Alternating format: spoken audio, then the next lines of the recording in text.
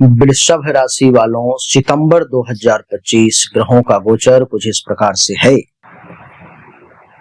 17 सितंबर तक सूर्यदेव आपकी कुंडली के चौथे भाव में और फिर उसके बाद पंचम भाव में आ जाएंगे। मंगल कुंडली के पंचम भाव में, फिर छठे भाव में आ जाएंगे।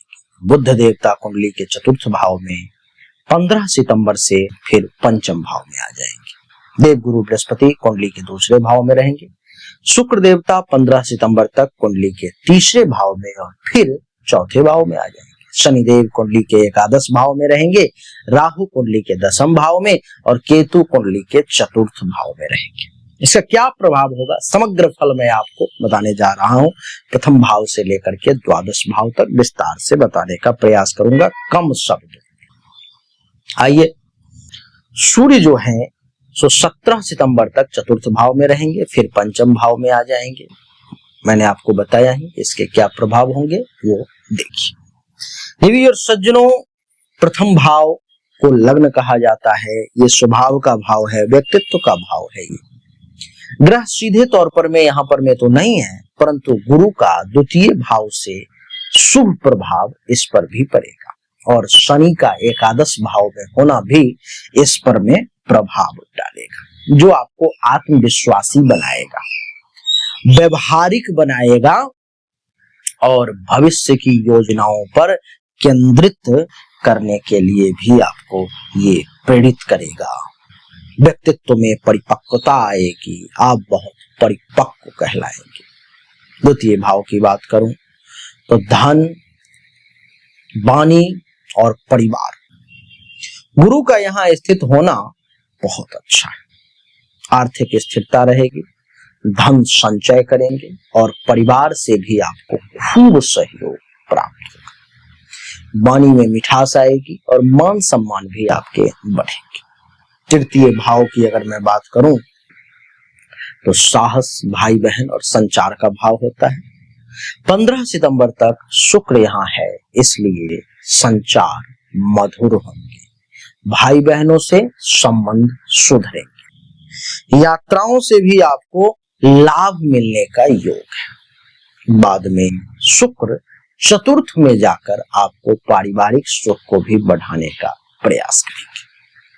चतुर्थ भाव की अगर बात करें तो माता, घर, संपत्ति और सुख का भाव होता है। सूर्य और बुध 17 सितंबर तक यहाँ रहेंगे। घर परिवार में थोड़ा तनाव की स्थिति सामने आ सकती है। माता की सेहत पर में ध्यान देंगे तो अच्छा रहेगा।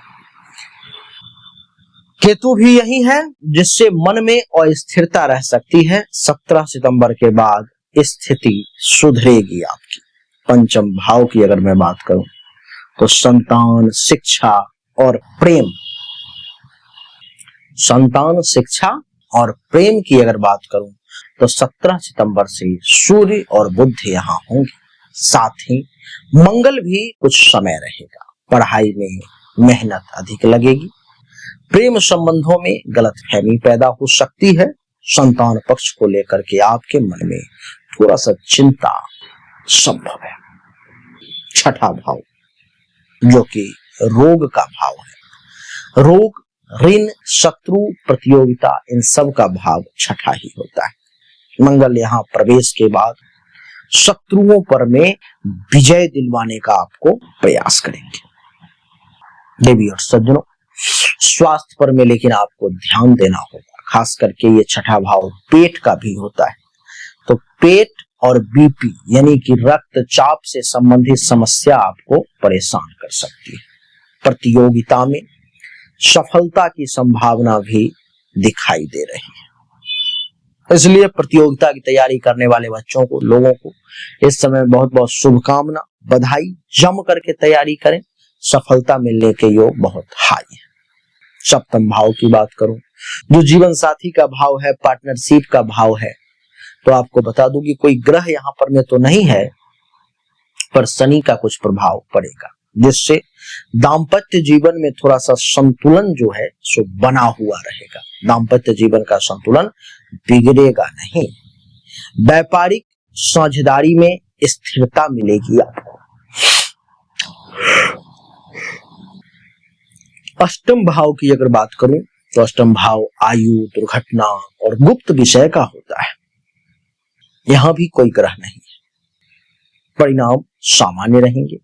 अचानक से खर्च या स्वास्थ्य से जुड़ा हुआ कुछ खर्च जो है सो संभव है, ऐसा मैं देख पा रहा हूं। नवम भाव की बात करूं तो भाग्य, धर्म और यात्रा पे चर्चा करूंगा। यह क्या करेगा? भाग्य से अधिक फल कर्म से आपको मिलेगा, इसलिए भाग्य भरोसे ना बैठे, क्या पता भाग्य आपके भरोसे बैठा हो, इसलिए कर्म करें, भाग्य भरोसे ना बैठे। धर्म, आध्यात्म और यात्राओं में रुचि आपकी बनेगी। इस समय में आप धर्म का पालन करेंगे, आध्यात्म का पालन करेंगे। दशम भाव कर्म, कैरियर, पिता की बात करूं तो राहु है यहाँ। कैरियर में अचानक उतार चढ़ाव आ सकता है, नई जिम्मेदारियां मिलेंगी, लेकिन राजनीति या ऑफिस की साजिश से आपको सावधान रहना चाहिए, क्योंकि वहां पर बैठे हुए कुछ गुप्त शत्रु आपको परेशान करने का प्रयास करेंगे। पिता की सेहत पर आपको ध्यान देना चाहिए। पिता के लिए आपको त्याग करना पड़े तो त्याग भी करना चाहिए। एकादश भाव की अगर बात करूं जो लाभ, मित्र और इच्छाओं का भाव है, तो शनि यहाँ स्थित है। यह बहुत ही शुभ है। बड़े लाभ, अस्थाई मित्र, योजनाओं से लाभ, ये सब आपको मिलेगा। लंबे समय की इच्छाएं पूरी होने लगेंगी, ऐसा मैं देख पा रहा हूं। द्वादश भाव की अगर बात करूं तो व्यय, विदेश और मोक्ष। क्या? व्यय, विदेश और मोक्ष, ये द्वादश भाव होता है।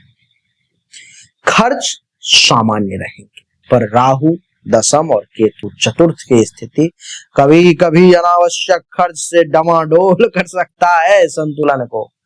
विदेश संबंधी अगर कुछ काम है तो उससे आपको लाभ मिल सकता है। सितंबर 2025 वृषभ राशि वालों के लिए मिश्रित से थोड़ा सा अच्छा समय रहेगा। धन लाभ मिलने के योग बन रहे हैं। कैरियर में थोड़ा सा उतार चढ़ाव हो सकता है, जो फिर आप संतुलन बना लेंगे। पारिवारिक और घरेलू जीवन में कुछ तनाव केतु के कारण संभव है, और सूर्य बुध भी जब तक रहेंगे तो थोड़ा सा जो है सो ये असंतुलन उत्पन्न करने का प्रयास करेंगे, और घबराएंगे नहीं। स्वास्थ्य और शत्रु पर विजय हासिल करना बहुत जरूरी है, और वो आपको मिलेगा भी, क्योंकि मंगल छठे भाव में है।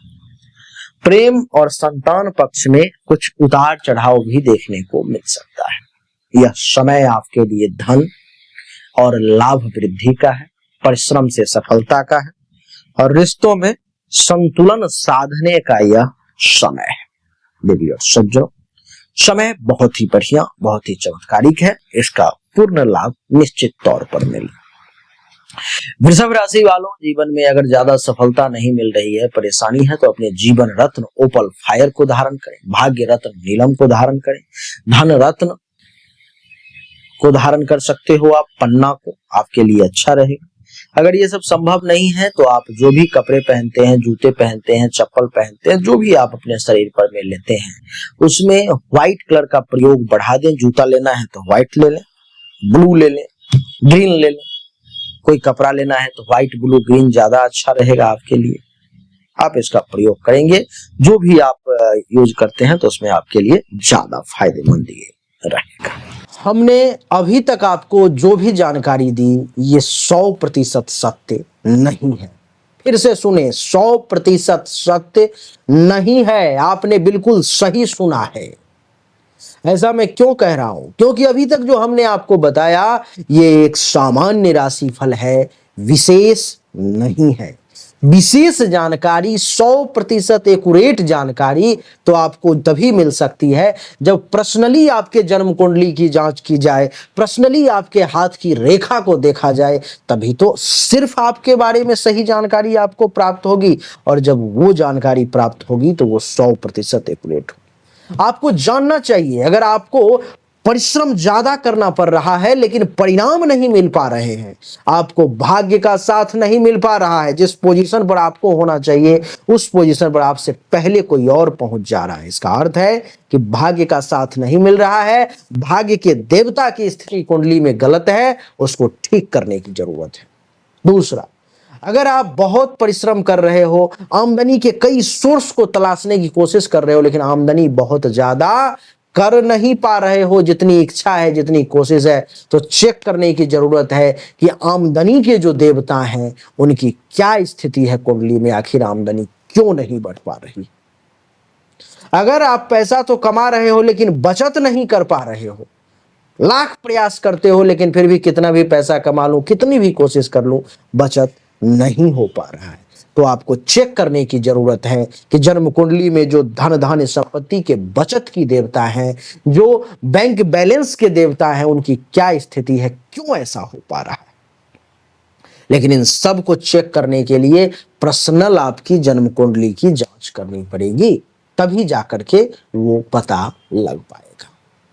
देवियों सज्जनों, चाहे कोई बीमारी है जो आपको बहुत परेशान कर रहा है, बहुत परेशान कर रहा है, आप ठीक नहीं हो पा रहे हो, चाहे आपका विवाह नहीं हो रहा, वैवाहिक जीवन में अथवा परेशानी आ रही है, मामला तलाक तक पहुंच गया है या विवाह हो ही नहीं पा रहा है, जिस काम को करने की कोशिश कर रहे हो हर काम में रुकावट आ रहा है, जमीन मकान गाड़ी चाह रहे हो लेकिन हो नहीं पा रहा है, तो इन सभी शंकाओं का समाधान जन्म कुंडली देखने के बाद ही मैं आपको दे सकता हूं। उसके लिए सामने दिए गए नंबर पर में अपनी जन्म तारीख, जन्म समय, जन्म स्थान, दोनों हाथ के हथेली का फोटो अवश्य भेजे, जो शुल्क है जमा करें, इंतजार करें, आपको जानकारी अवश्य मिलेगी। अच्छा लगा तो वीडियो को लाइक करें, शेयर करें, चैनल को सब्सक्राइब करके इसके बेल आइकन के बटन को दबा दें। राधे राधे, राम राम।